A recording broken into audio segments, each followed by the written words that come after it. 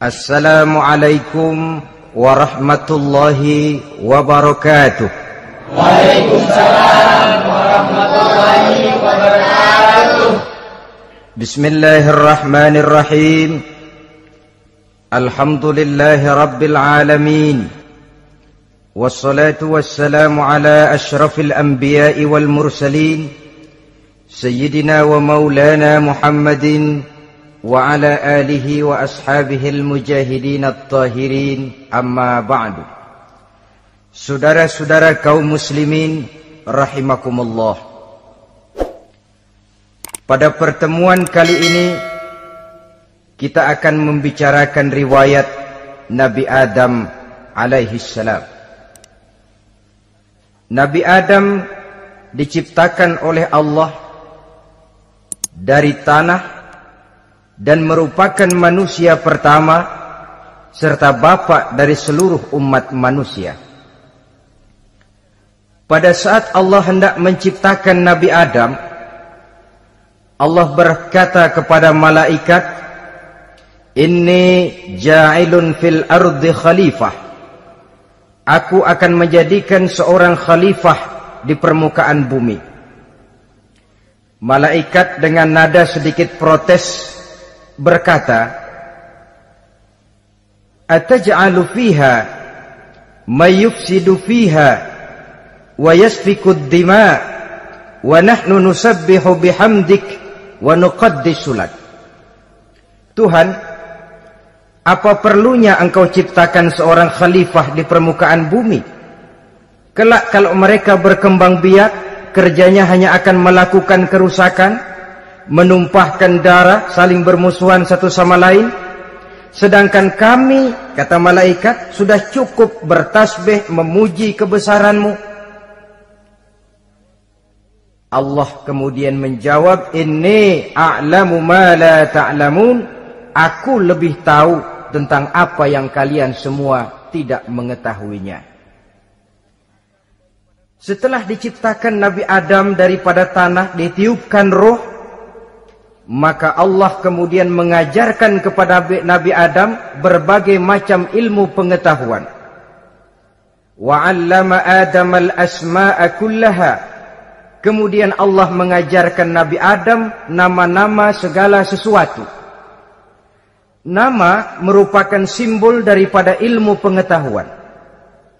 Nabi Adam akan dijadikan khalifah di permukaan bumi, maka dibekali oleh Allah Subhanahu wa taala al-asma'a kullaha, nama-nama segala sesuatu. Yang dimaksud di sini ialah al-ulumal katsirah, ilmu pengetahuan yang banyak. Malaikat pada mulanya protes. Kami kan sudah cukup bertasbih Tuhan. Kami kan sudah cukup memujimu. Untuk apa lagi membuat manusia sebagai khalifah di permukaan bumi? Seolah-olah malaikat tidak setuju. Allah yang maha tahu rahasia segala sesuatu memberikan vonis, aku lebih tahu tentang apa yang kalian semua tidak tahu. Oleh karena Nabi Adam dipersiapkan untuk menjadi seorang khalifah di permukaan bumi, maka dibekali oleh Allah dengan ilmu pengetahuan. Begitu Nabi Adam dan begitu kita. Karena bukan cuma Nabi Adam, kita pun oleh Allah dijadikan sebagai khalifah-khalifah di permukaan bumi ini. Yang nilai kekhalifahan kita bergantung kepada kondisi kita masing-masing. Ada orang yang menjadi khalifah level internasional, menjadi pemimpin dunia Islam. Ada orang menjadi khalifah level nasional saja. Ada khalifah tingkat kota saja, ada khalifah tingkat kecamatan, ada khalifah tingkat RW, RT, sekurang-kurangnya khalifah untuk tingkat rumah tangga masing-masing. Nah, tanpa membekali diri dengan ilmu pengetahuan, jangan berharap kita akan bisa melaksanakan tugas sebagai khalifah di permukaan bumi ini. Apapun saja, Nabi mengajarkan, man aradad dunya fa'alaihi bil ilmi, wa man aradal akhirata fa'alaihi bil ilmi, wa man aradahuma fa'alaihi bil ilmi. Siapa yang menginginkan dunia harus dengan ilmu. Yang menginginkan akhirat juga harus dengan ilmu. Yang menginginkan dunia akhirat juga harus dengan ilmunya. Tanpa dasar ilmu, maka manusia tidak akan bisa menjalankan tugas kekhalifahan. Setelah diajarkan Adam nama segala sesuatu, dikonfrontir, dihadapkan dengan malaikat. Hei malaikat, kalau tadi kamu bilang buat apa perlunya menciptakan khalifah? Nih bentuknya, Adam. Sekarang hei malaikat, coba kamu sebutkan nama segala sesuatu ini yang ada di sini ini. Malaikat berkata, Subhanaka la ilma lana illa ma 'allamtana. Ya Allah, kami tidak punya ilmu, kami tidak tahu semua itu kecuali apa yang telah Engkau ajarkan kepada kami. Kalau kamu tidak sanggup, Adam, sebutkan nama-nama semua itu. Adam menyebutkannya dengan lancar. Ketika itulah Allah memerintahkan malaikat untuk sujud kepada Nabi Adam alaihi salam. Sujud di sini bukan sujudul ibadah, sebab sujud ibadah kepada yang selain Allah haram. Tapi sujud di sini sujudut tawadhu' i'tirafan bifadli Adam. Sujud merendahkan diri sebagai pengakuan terhadap keutamaan dan kelebihan Nabi Adam. Maka orang yang banyak ilmunya lebih utama dari orang yang hanya banyak ibadahnya. Bahkan iblis lebih takut kepada orang alim yang sedang tidur daripada orang goblok yang lagi ibadah. Model ini diceritakan dalam Ihya-nya Imamul Ghazali. Iblis masuk ke masjid mau menggoda orang lagi sholat. Sudah masuk di pojok masjid, dia lihat orang lagi tidur. Ngacir iblis keluar, cepat bener, pucat mukanya. Ketemu di jalan sama temennya. Kenapa lari, Mas?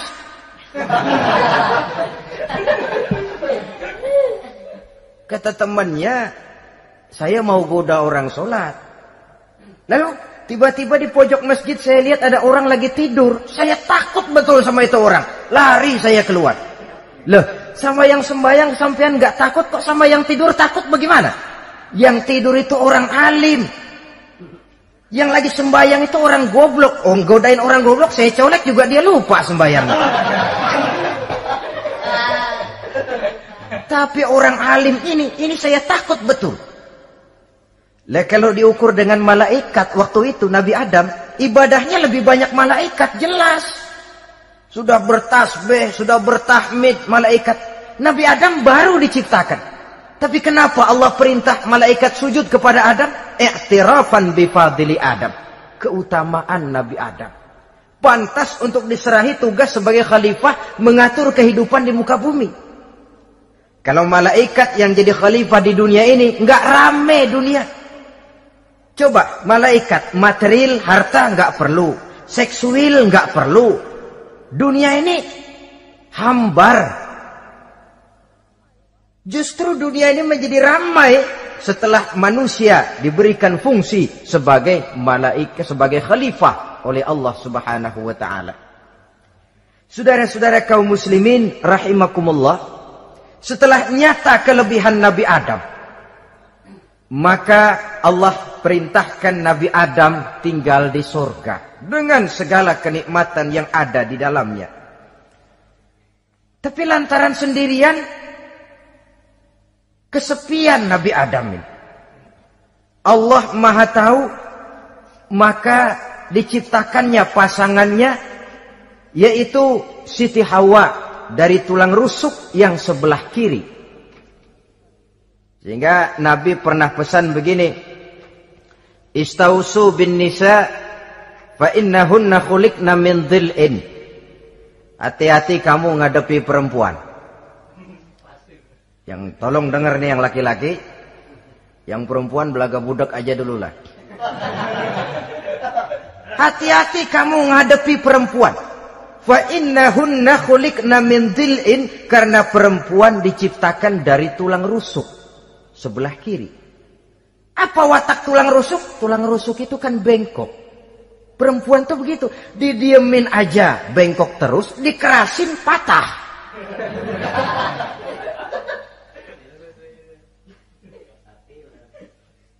Saudara-saudara, di sini kita ambil satu hikmah bahwa ternyata yang bikin hidup terasa enak karena di sekitar kita banyak orang lain. Bodoh manusia kalau dia merasa bisa hidup sendirian. Tinggal di tengah kampung tapi gayanya gaya orang tidak mau kenal dan tidak mau tahu sama tetangga. Jangankan di dunia, di sorga saja Nabi Adam karena sendiri kesepian. Apa saudara mau tinggal di Jakarta? Apa saja di Jakarta, sudahlah milik saudara.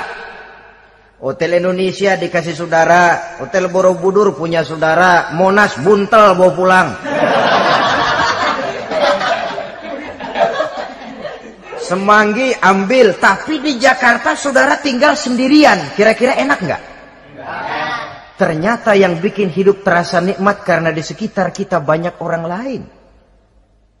Begitulah Allah ciptakan Siti Hawa. Setelah diciptakan Siti Hawa, natur manusiawi. Nabi Adam mau main pegang aja. Kata Allah, hai Adam, jangan kau sentuh sebelum kau bayar maharnya. Maharnya apa ya Allah? Maharnya antusalliya ala Muhammadin sallallahu alaihi wasallam. Maharnya kau bersolawat kepada Nabi Muhammad. Manusianya belum lagi diciptakan tapi namanya sudah ada. Nurnya sudah ada. Bahkan dijadikan mas kawin antara Adam dengan Hawa. Karena itu dalam Islam sebenarnya urusan kawin itu bukan yang sulit. Maka jangan dipersulit. Tapi juga jangan digampang-gampangin.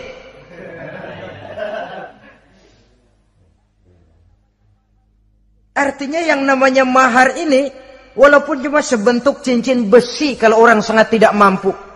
Bahkan dengan mengajarkan Fatihah saja sah sudah.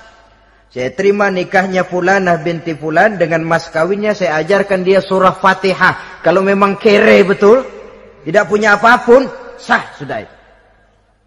Agama ini mudah, karena itu jangan dipersulit, tapi juga jangan digampang-gampangin. Setelah itu Allah memerintahkan, ya Adam uskun anta wa zawjukal jannah. Hai Adam, kau dan istrimu tinggallah dalam surga. Wa kula minha ragadan haitsu syi'tuma. Segala makanan yang ada di dalamnya boleh kau makan. Pakaian yang aneka warna boleh kau pakai. Nikmati seluruh fasilitas yang ada di surga ini. Cuma atu aja Adam. Yang lain boleh dah. Mau ngapa pakai atu aja jangan. La taqraba hadhihi syajarah. Jangan kamu dekati pohon khuldi itu. Dekat saja jangan. Apalagi sampai metik. Jangan Adam. Saudara, ma'asyiral muslimin, itulah watak manusia. Kalau ada 10 persoalan, yang 9 boleh, yang 1 tidak boleh, yang tidak boleh yang bikin dia penasaran. Gua pengen tahu ngapa kagak boleh sih. Timbul penasaran. Apalagi iblis selalu berusaha. Sebab pada waktu malaikat disuruh sujud, semuanya sujud kepada Adam. Iblis tidak mau sujud. Tuhan tegur, iblis, kenapa kamu tidak mau sujud? Mana mungkin Tuhan. Saya kan dibikin dari api, kata iblis. Adam dari tanah. Unsur api lebih mulia dari unsur tanah. Masa saya harus tunduk kepada Nabi Adam? Gengsi dong. Adam kan anak kemarin sore, baru dibikin. Masa saya harus tunduk kepada orang yang macam itu? Ini kan perintah aku iblis. Kalau kau tidak mau tunduk, keluar dari sorga ini. Terusir iblis dari sorga karena kesombongannya tidak mau sujud kepada Adam. Nah, logika, kalau udah di sorga aja sombong diusir, apalagi yang masih tinggal di pinggir kali sombong.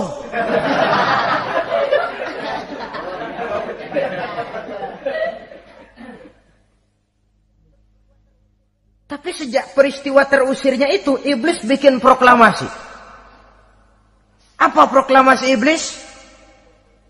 Rabbi fanzirni ila yaumi yub'asun.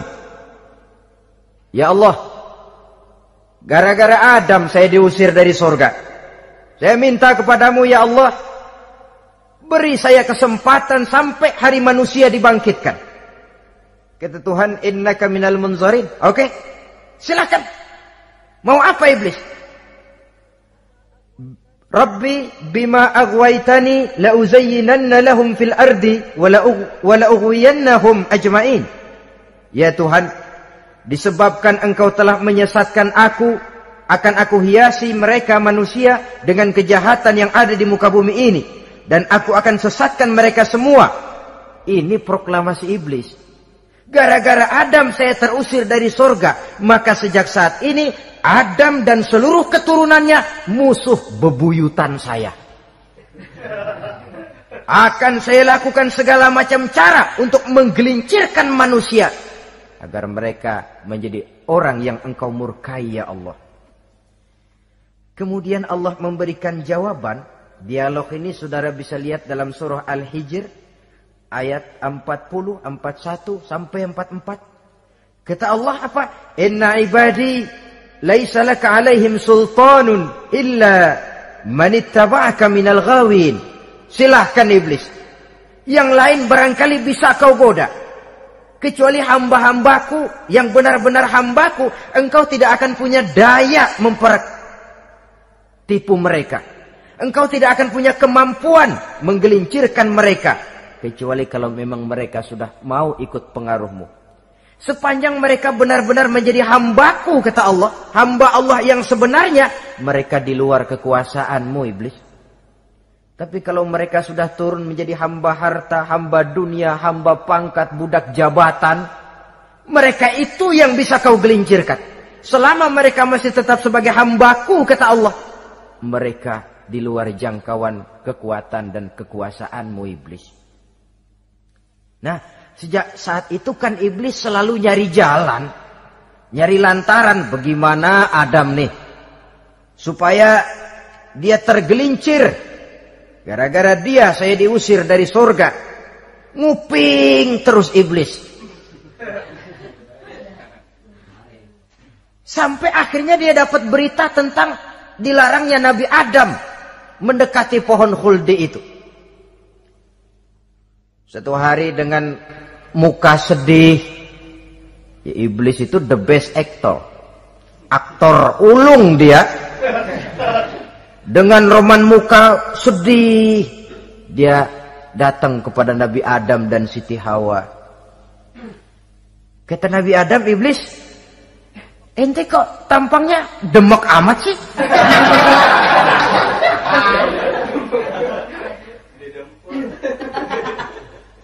Kenapa begitu sedih? Adam, saya sebenarnya tidak ada yang bikin saya sedih.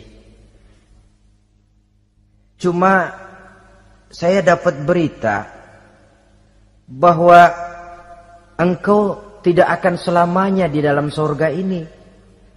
Wah Adam, kalau engkau bisa tetap tinggal di surga bersama istrimu, alangkah bahagianya saya, kata iblis. Tapi saya dapat kabar ente nggak bakalan lama-lama di surga. Buktinya ente dilarang makan buah khuldi. Khuldun artinya kekal. Kalau kau makan buah itu, kau akan kekal di surga Adam. Tuhan nggak pengen, makanya dilarang. Wa qasamahuma inni lakuma laminan nasihin. Untuk memperkuat omongannya, sumpah si iblis. Bener Dam, saya sih ngomong cuma buat kepentingan ente. Saya sayang sama ente. Oh, yang tahu cuma saya dah. Bicaranya seolah-olah untuk kepentingan Nabi Adam. Sebenarnya tujuannya tidak lebih menjerumuskan Nabi Adam. Begitu iblis zaman dulu, zaman Adam, dan begitu iblis zaman sekarang. Seolah-olah bicaranya untuk kepentingan umat Islam, tapi sebenarnya tujuannya ngelecehin, memperdayakan umat Islam. Dia bilang kepada Adam, saya sih cuma ngasih saran Adam, kalau ente pengen selamanya di surga, petik aja tuh buah. Pokoknya beres dah. Itu si Tuhan ngelarang, ya bohongin doang lo. Supaya engkau dan istrimu tidak lama-lama di surga, maka dilarangnya kau memakan buah khuldi itu. Udah, embat aja. Saudara-saudara, tipu daya iblis ini bisa kita baca dalam surah Al-A'raf ayat 20 sampai ayat 22. Nabi Adam tergoda, ditambah oleh bujuk rayu Siti Hawa. Nabi Adam yang setengah hati itu akhirnya terpancing betul. Sebab itu perempuan, walaupun peranannya tidak begitu kelihatan, tapi memang sangat menentukan. Tidak ada seorang suami bisa sukses jadi apapun dia tanpa peran serta istrinya. Karena itu sebagai muslim, kita punya teman hidup dan kita punya lawan hidup.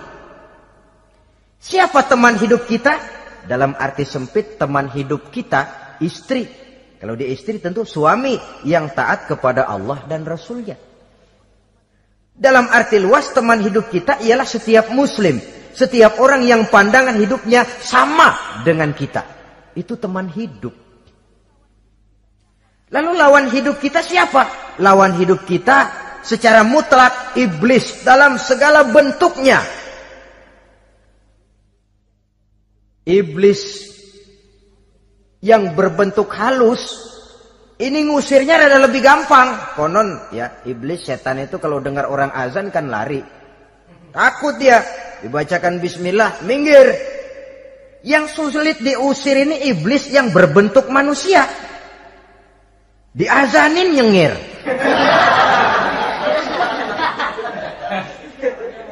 Gawat ini. Saudara-saudara, ini musuh dalam artian mutlak. Sedangkan musuh dalam artian ideologis, setiap orang yang pandangan hidupnya tidak sama dengan kita. Bahasa langsungnya, setiap orang di luar Islam secara ideologis, ya. Adapun secara manusiawi, kita tetap toleransi, saling menghormati, setuju dalam perbedaan pendapat, kembali kepada prinsip lakum dinukum. Kewajiban saling menghormati sesama manusia, tapi secara ideologis tidak ada kompromi. Begitulah Nabi Adam tergoda. Dan begitulah iblis selalu menggoda keturunan-keturunan Nabi Adam sampai kepada kita sekarang ini. Tiap kali kita hendak melakukan berbagai kebaikan, iblis ini mulai bisik kasa, kusuk, kesek. Saudara tadi dari rumah mau berangkat niat dengerin ceramah macam ini. Apa dikira iblis enggak? Wah, gatal iblis. Kata iblis, alah jangan bertingkah lah dengerin ceramah. Ceramah mah urusan 70 ke atas. Ente masih muda. Berjuang kita. Jihad, bismillah. Tidak, saya mau dengar ceramah. Berangkat kita ke tempat ini. Sampai di sini apa dikira iblis diam? Enggak. Dia bisikin lagi. Iya, lo hadir ke sono dah. Cuma nyampe sono lo ngomong aja ngomong dah. Ustadz mah jangan didengerin, ngomong aja udah. Perang lagi jihad, saya nggak mau ngomong, mau dengerin betul-betul. Kata iblis, iya lo dengerin dah, jangan ngomong, cuman pules.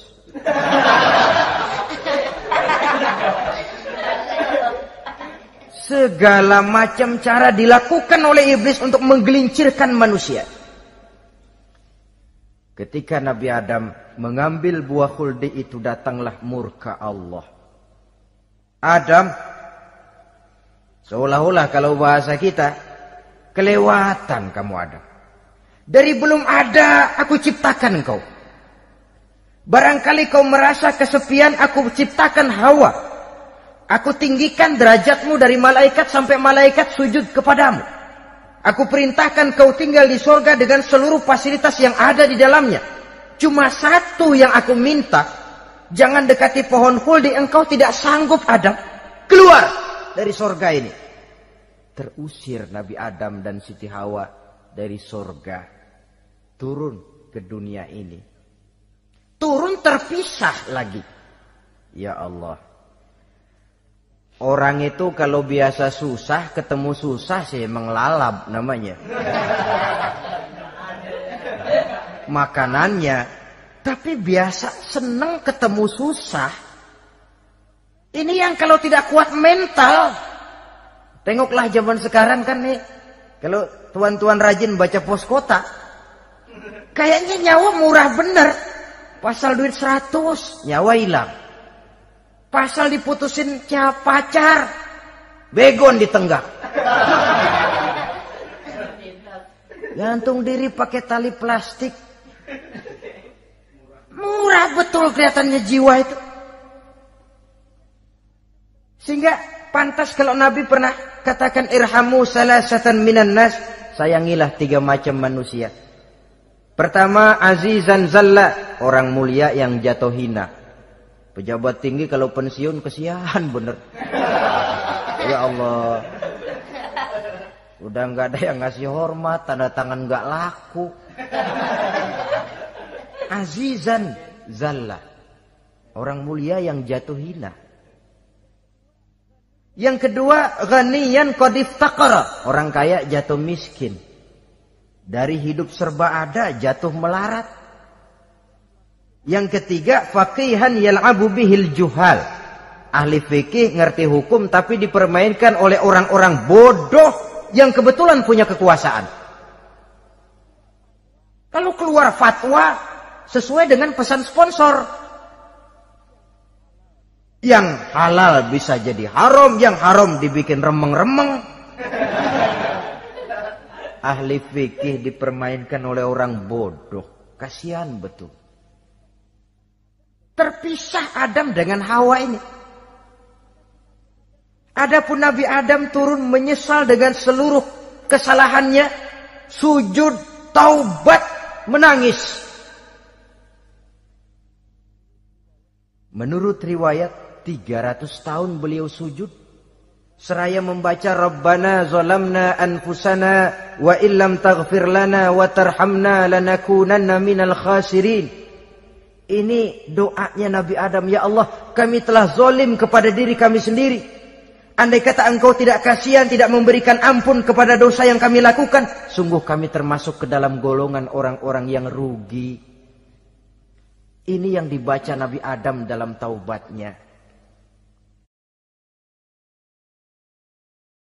Di akhir taubatnya, Nabi Adam munajat kepada Allah, ya Allah, dengan kebesaran Muhammad ampunilah dosa saya.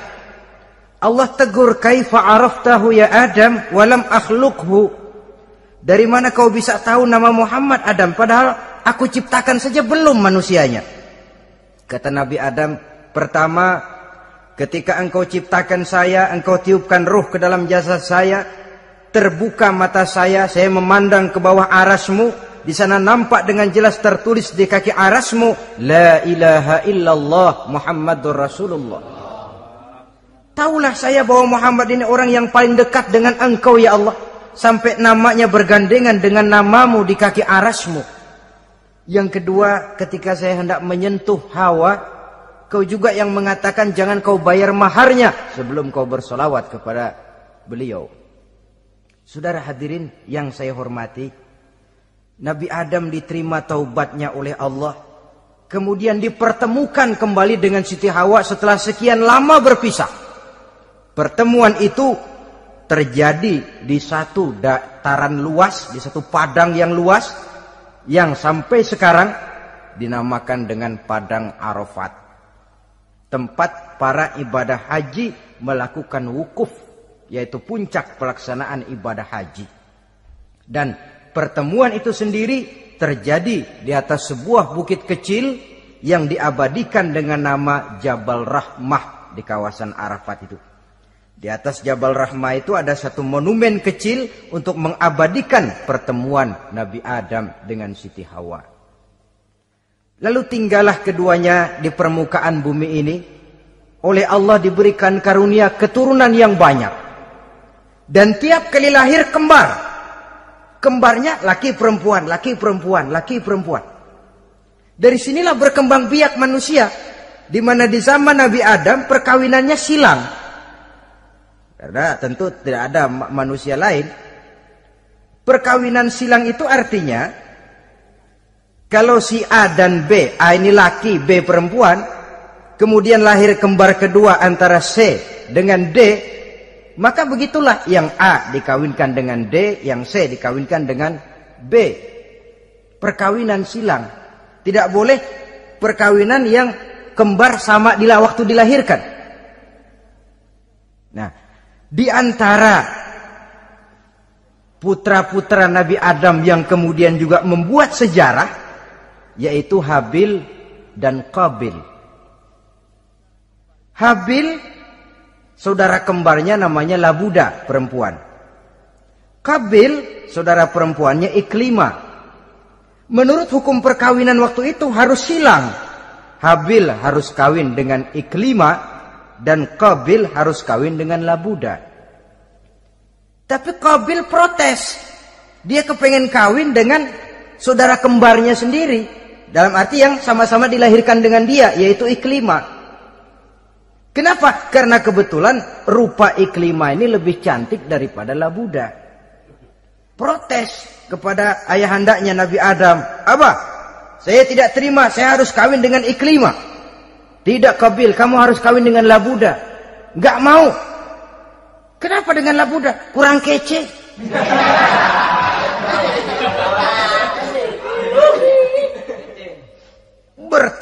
Bertengkar, Nabi Adam tidak berhasil menyelesaikan, lalu diserahkan saja kepada Allah. Kata Allah begini saja, bikin korban, kamu berdua, Habil, Qabil. Siapa yang korbannya aku terima, dia boleh kawin sama Iklimah. Ternyata korban yang diterima adalah korbannya Habil. Jadilah Habil kawin dengan Iklimah. Tapi Qabil tidak puas. Dendam kesumatnya timbul, iblis ngilikin. Kresek. Akhirnya dibunuh saudaranya Habil ini. Inilah sejarah pembunuhan pertama dalam kehidupan manusia. Qabil membunuh Habil. Habis dibunuh bingung. Bagaimana naruhnya ini mayat? Allah lalu memberikan petunjuk. Dalam Al-Maidah ayat 31 itu dijelaskan. Ada burung gagak berantem sama burung. Yang satu mati. Nah, oleh yang masih hidup, tanah ini dicakar-cakar sama kakinya dan sama paruhnya. Sehingga berbentuk lubang, bangkai saudaranya itu dimasukin ke lubang itu, lalu diuruk lagi pakai tanah. Oleh cakar kakinya dan paruhnya itu. Sehingga Qabil, cara ini bisa. Itulah sejarah penguburan pertama dalam perkembangan manusia. Oleh karena itu, Nabi memberikan penjelasan, man sanna sunnatan hasanatan falahu ajruha wa ajru man amila biha wa fi riwayatin wa ajru man tabi'aha. Siapa orang yang melakukan satu kebajikan, dia akan mendapat pahala dan pahala dari orang-orang yang mengikuti kebaikannya. Misalnya saudara membentuk pengajian. Ramai pengajian saudara. 1000 orang yang datang ngaji, 1000 orang saudara dapat pahala. Sponsor kebaikan. Sebaliknya, wa man sanna sunnatan sayyi'atan falahu ismuha wa ismu man amila biha, ay wa ismu man tabi'aha. Siapa yang memulai suatu kejahatan, dia akan mendapat dosa dan dosa dari orang-orang yang melakukan atau mengikuti kejahatannya. Umpamanya saudara mengadakan pesta. Lalu dalam pesta itu terjadi segala macam maksiat, maka seluruh maksiat yang terjadi malam itu di tempat itu, saudara ikut dapat dosanya. Kenapa? Sponsor. Tiap kali ada pembunuhan, Qabil dapat andil dosa. Kenapa? Sponsor. Tapi kalau 2 orang muslim, ini masalahnya Habil nggak ngelawan kan, dibunuh. Tapi kalau 2 orang muslim berkelahi, kata Nabi apa? Apabila 2 orang muslim saling berbunuh-bunuhan, maka al-qatil wal maqtul finnar. Baik yang membunuh ataupun yang dibunuh, dua-duanya neraka. Sahabat heran, ya Rasul, kalau yang ngebunuh masuk neraka pantas. Tapi ini yang dibunuh, kenapa neraka juga? Soalnya sama-sama niat. Cuman keduluan aja. Itu kan masalahnya. Andai kata dia nggak terbunuh, dia yang akan membunuh. Niat itu sudah ada. Nah kalau Habil ini dia tidak punya niat membunuh. Dia memang dibunuh oleh Qabil. Saudara-saudara kaum muslimin rahimakumullah. Lalu dari situlah berkembang biak keturunan Nabi Adam alaihi salam. Sehingga dengan demikian bisa kita katakan sebagai satu konklusi. Pertama, bahwa manusia adalah makhluk Allah yang menempati kedudukan tertinggi. Dan berasal dari Nabi Adam sebagai manusia pertama. Dengan malaikat sekalipun, manusia sebenarnya lebih tinggi. Kapan? Kalau dia tetap benar-benar sebagai hamba Allah. Yang membekali diri dengan ilmu pengetahuan. Laqad khalaqnal insana fi ahsani takwim. Kami ciptakan manusia dalam bentuk yang paling baik. Dan ketinggian manusia itu tidak ditentukan oleh bahan-bahan dari mana manusia diciptakan. Tapi ditentukan oleh adanya roh yang ditiupkan ke dalam jasadnya. Dan kemampuan yang ditimbulkan oleh nilai-nilai rohaniah tadi. Kalau secara biologis kita ini semua bahannya sama. Dari saripati mak tanah yang menghasilkan buah yang dimakan oleh mak bapak kita. Membentuk hormon, menghasilkan sperma. Terjadi kerjasama yang baik antara ibu dan bapak. Sehingga kemudian melahirkan kita ke alam dunia ini. Secara biologis bahan kita sama. Dan tidak itu yang menentukan ketinggian manusia.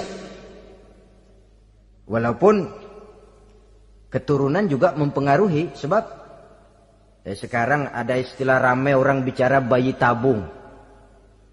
Dan majelis ulama sudah memberikan fatwa kalau spermanya itu berasal dari sang bapak, tidak jadi masalah. Tapi kalau dari orang lain, haram. Yang lebih celaka lagi di negara maju, tidak lewat proses alam rahim. Jadi dalam satu tabung yang diberikan suhu yang mirip dalam kandungan, di situ dipertemukan antara sperma, air mani laki-laki, dengan ovum, air mani perempuan. Diberikan suhu yang mirip dalam kandungan. Dan itu diharapkan bisa menghasilkan manusia. Lewat tabung kaca itu. Saya tidak sanggup bayangkan kalau sekarang orang tanya asal-usul kita, kan kita masih enak jawab. Kamu anak siapa? Oh bapak saya Fulan, ibu saya Fulana. Oh kenal saya. Tapi manusia yang akan datang kalau proyek ini berhasil. Bapakmu siapa? Enggak tahu, saya dulu keluar dari tabung pak. Rendah betul martabat manusia. Sama saja dengan ada perempuan pernah protes, Pak, Islam itu enggak adil katanya. Kenapa? Masa dalam Islam laki-laki boleh kawin lebih dari satu, tapi perempuan enggak boleh kawin lebih dari satu. Supaya sama-sama adil, boleh dong perempuan punya laki lebih dari satu. Saya bilang, justru disitulah Islam itu hendak menjaga martabat manusia. Kalau seorang suami punya istri empat-empatnya lalu hamil, bapaknya jelas. Tapi kalau perempuan satu punya suami 4, lalu hamil, bapaknya yang mana ya?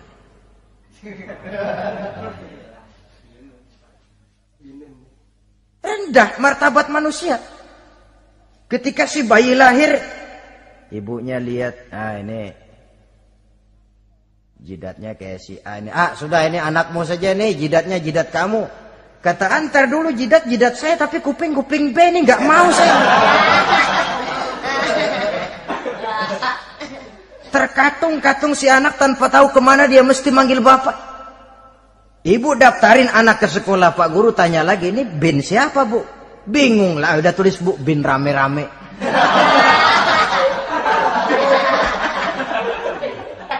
Kan rusak martabat manusia kalau sudah begitu.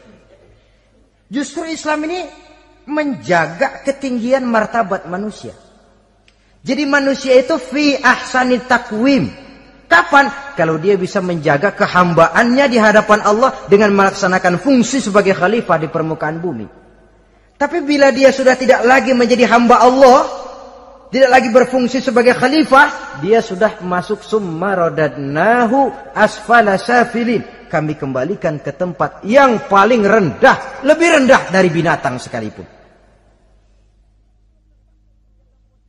Kalau dia tetap menjaga posisinya lebih tinggi dari malaikat, malaikat saja sujud kepada Nabi Adam, apalagi kepada makhluk-makhluk yang lain manusia ini. Tapi kalau dia tidak pandai, lebih rendah daripada binatang. Inilah uniknya makhluk bernama manusia.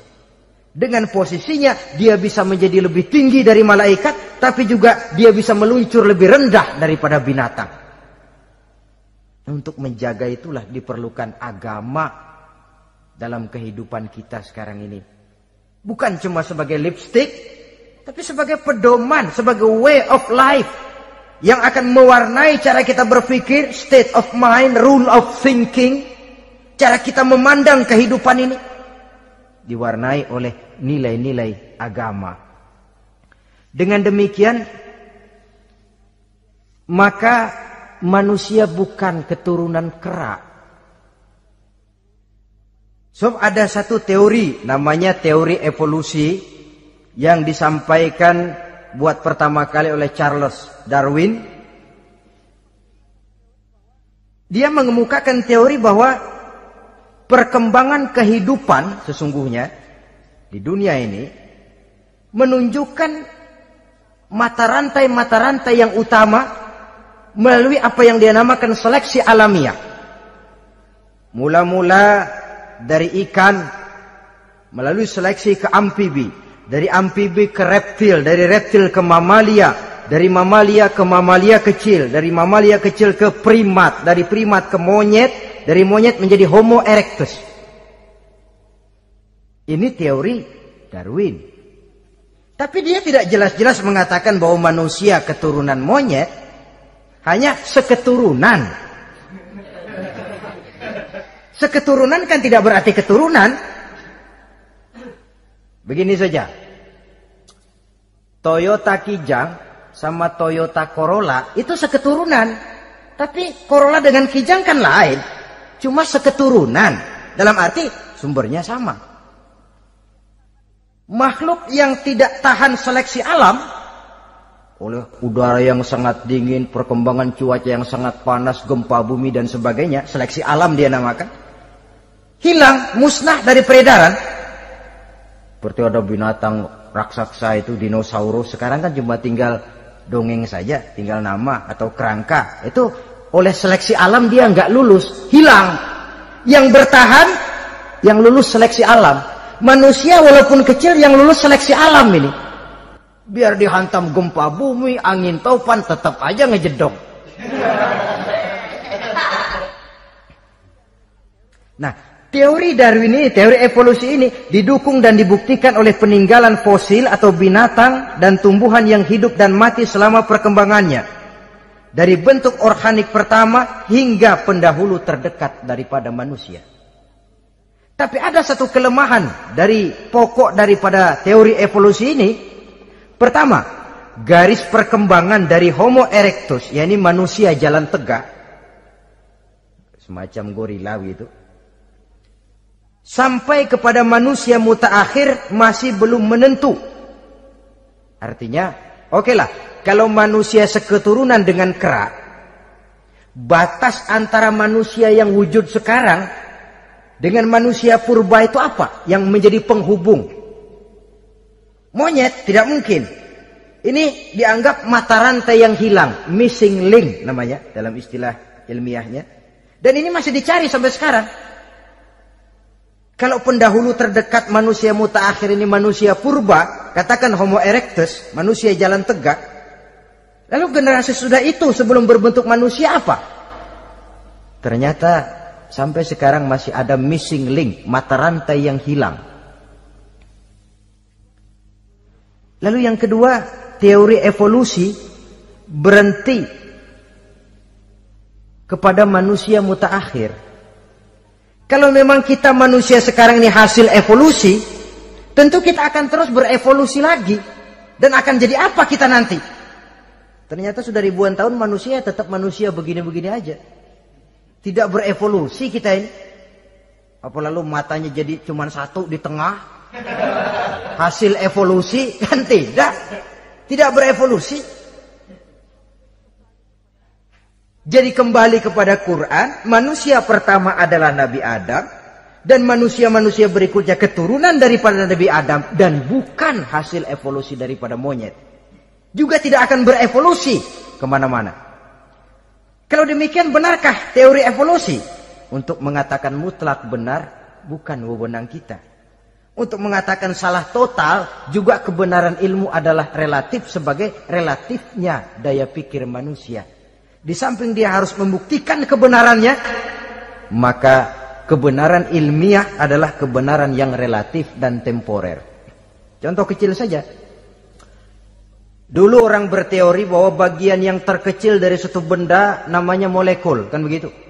Molekul ini nggak bisa dibagi-bagi. Bagian yang paling kecil dari suatu benda namanya molekul. Ilmu terus berkembang. Ternyata molekul sebenarnya terdiri daripada atom. Atom itulah bagian terkecil dari satu benda yang nggak bisa dibagi-bagi lagi. Nah, berubah sudah teori pertama. Tidak jadi molekul sekarang, atom. Belakangan rupanya atom masih tersusun dari partikel-partikel.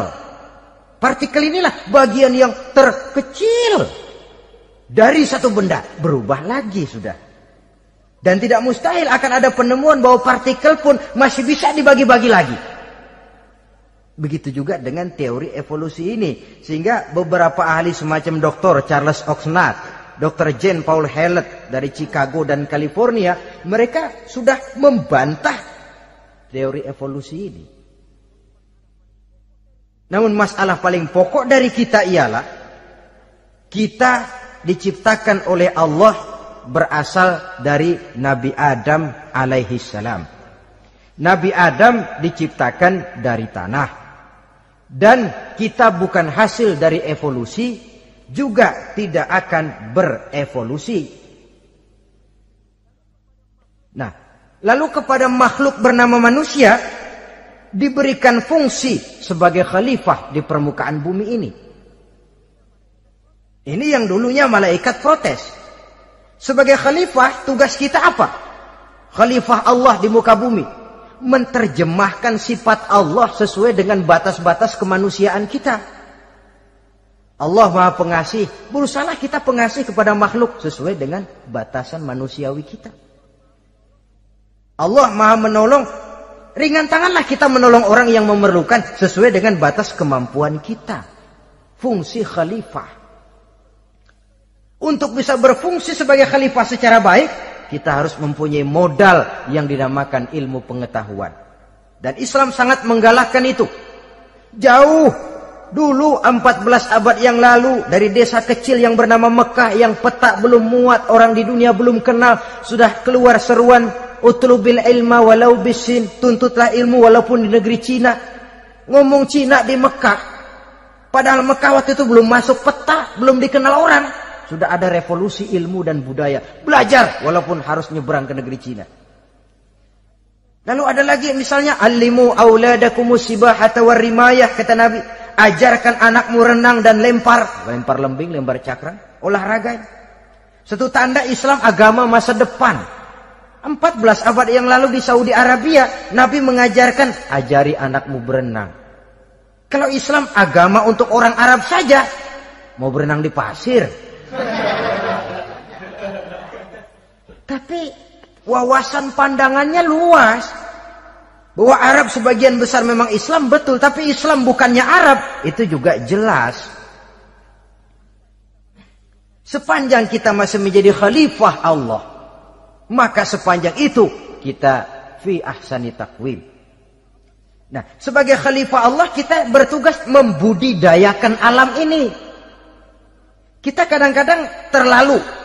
Ada ayat, wa ma min dabatin fil ardi illa 'alallahi rizquha. Semua yang melata di muka bumi dijamin rezekinya oleh Allah. Ayat itu betul. Hak karena datang dari Allah. Bahwa rezeki disediakan di muka bumi memang. Tapi rezeki itu tidak turun begitu saja laksana jatuhnya embun di waktu pagi. Kita harus berusaha. Dan usaha manusia mencari rezeki lain dengan ayam. Kalau ayam dari tahun atu. Jadi rezekinya tuh modalnya cuma ceker patok. Coba. Dari tahun 1 ayam asal punya ceker, punya patok, sudah dapat rezeki dia. Nggak perlu masuk TK, SD, SMP. Tapi manusia cari rezeki, apalagi zaman sekarang. Persaingan hidup tajam, lapangan kerja sulit, tensi ekonomi tinggi. Masuk sekolah urusan, tamat sekolah urusan.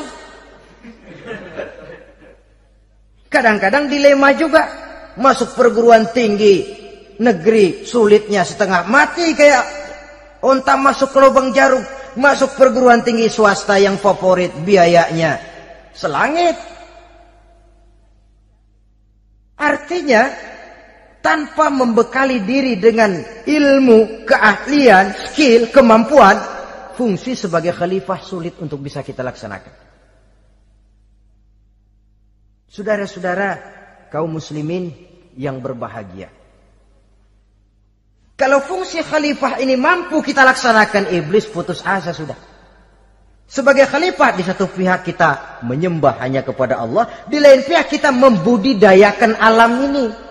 Ada apa sih di perut bumi? Minyak, gas, timah, emas. Ada apa sih di lautan? Pelajari lewat oceanografi, membudidayakan alam. Air sungai supaya arusnya nggak mengalir mubazir, ada manfaatnya, bisa menimbulkan energi yang menghasilkan tenaga listrik, bisa mengairi persawahan, irigasi. Bikin apa? Bikin dam, membudidayakan alam. Tapi juga mengislamkan budidaya itu. Bahasanya mengkulturkan natur, mengislamkan kultur. Membudidayakan alam dan mengislamkan budi dan budaya manusia ini. Sehingga apapun yang kita kelola dari alam ini nantinya akan untuk menunjang tugas sebagai khalifah, sujud kepada Qadhi Rabbul Jalil. Saudara-saudara, maka bersyukur kita oleh Allah dijadikan manusia. Tidak pesan, terima beres, cantik. Dari segi biologis maupun psikologis, tidak ada makhluk secantik manusia. Dibekali dengan agama di samping akal. Sehingga agama membimbing akal agar sampai kepada kebenaran yang hakiki. Kita sebagai keturunan Nabi Adam memegang fungsi khalifah. Jadi jangan main-main loh, kita ini turunan Nabi, betul ini. Saudara-saudara yang hadir semua di depan saya ini, termasuk saya, kita gini, turunan Nabi kita ini. Nabi Adam. Jangan main-main loh, turunan Nabi gini-gini. Nabi Adam.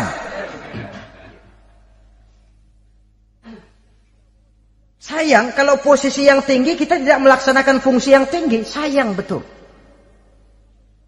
Sebab itu manusia harus adil kepada dirinya, dalam arti menjaga diri dari sesuatu yang bisa menghancurkan ketinggiannya dalam pandangan Allah.